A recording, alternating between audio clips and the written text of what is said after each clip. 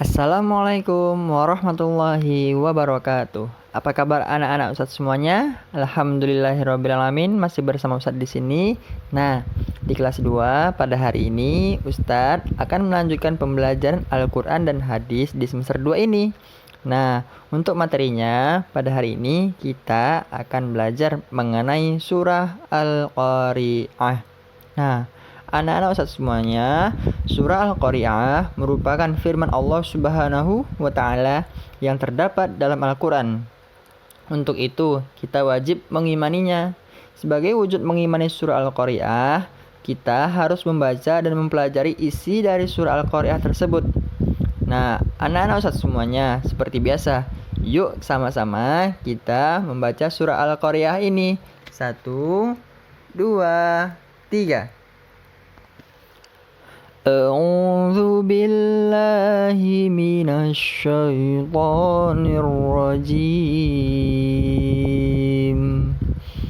Bismillahirrahmanirrahim.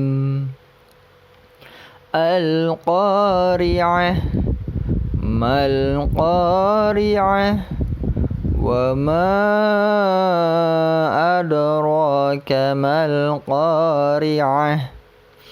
Yauma yakunun nasu kal farashil mabthus wa takunul jibalu kal ihnil manfush. فأما من ثقلت موازينه فهو في عيشة راضية وأما من خفت موازينه فأمه هاوية وما adraka ma hiya narun hamiyah. Alhamdulillahirrabbilalamin. Semoga kita semua yang membaca surah Al-Qari'ah ini mendapatkan pahala dari Allah Subhanahu wa Ta'ala. Nah, langsung saja. Yang pertama, kita akan mengenal surah Al-Qari'ah. Al-Qari'ah artinya adalah hari kiamat.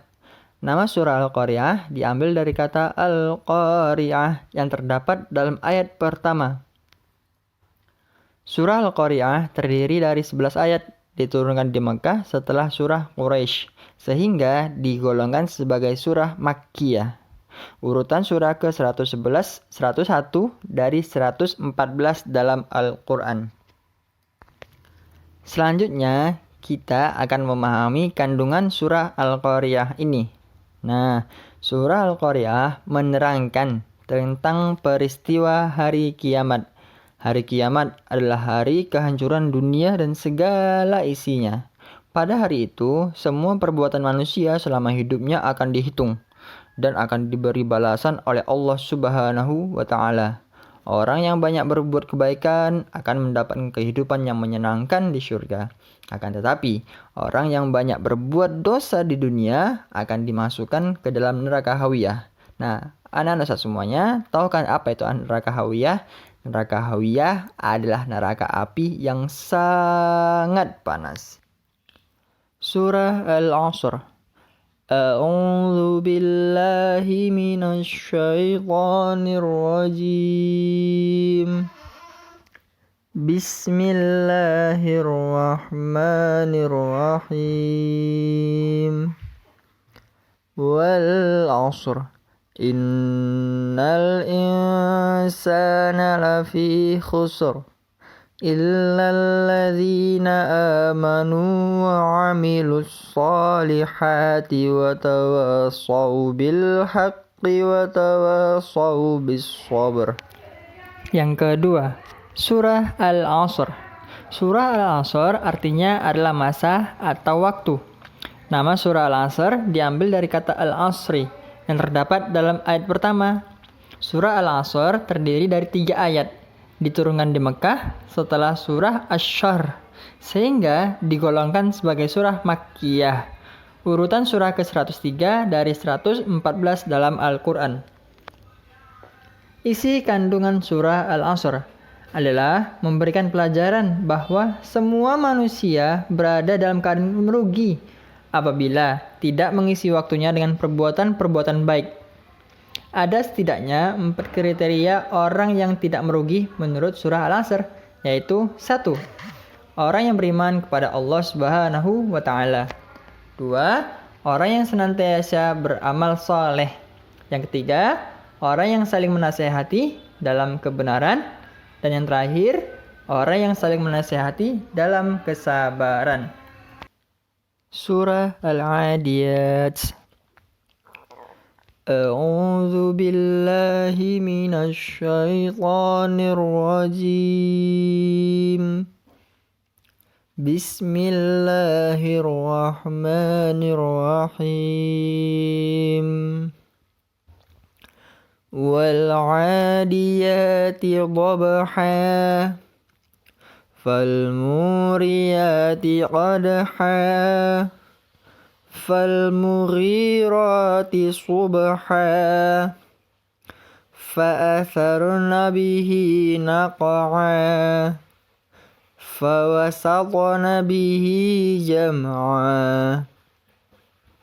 Innal insana li rabbihi lakanud. Wa innahu ala dzalika lasyahid. Wa innahu li hubbil khairi lasyadid. Afala ya'lamu idza bu'thira ma fil qubur. Wa hussila ma fis sudur. Inna rabbahum bihim yawma idzil lakhabir. Yang ketiga, surah Al-Adiyat. Surah Al-Adiyat artinya adalah kuda perang. Nama surah Al-Adiyat diambil dari kata Al-Adiyat yang terdapat dalam ayat pertama. Surah Al-Adiyat terdiri dari 11 ayat, diturunkan di Mekah setelah surah Al-Asr, sehingga digolongkan sebagai surah Makkiyah. Urutan surah ke-100 dalam 114 Al-Quran. Surah Al-Adiyat menerangkan tentang ancaman Allah Subhanahu wa Ta'ala kepada manusia yang ingkar dan yang sangat mencintai harta bendanya. Mereka akan mendapat balasan yang setimpal dikala dibangkitkan dari alam kubur. Ibnu Abbas menceritakan, suatu ketika Rasulullah SAW mengutus sekelompok pasukan berkuda. Akan tetapi, setelah sebulan lamanya, pasukan kuda tersebut tidak ada kabarnya. Karena itu, sebagai penjelas bahwa pasukan berkuda itu sedang dalam pertempuran atau peperangan, Allah menurunkan kelima pertama dari surah Al-Adiyat ini. Mungkin cukup sekian apa yang bisa saya sampaikan. Kurang lebih mohon maaf. Billahi taufiq wal hidayah. Assalamualaikum warahmatullahi wabarakatuh.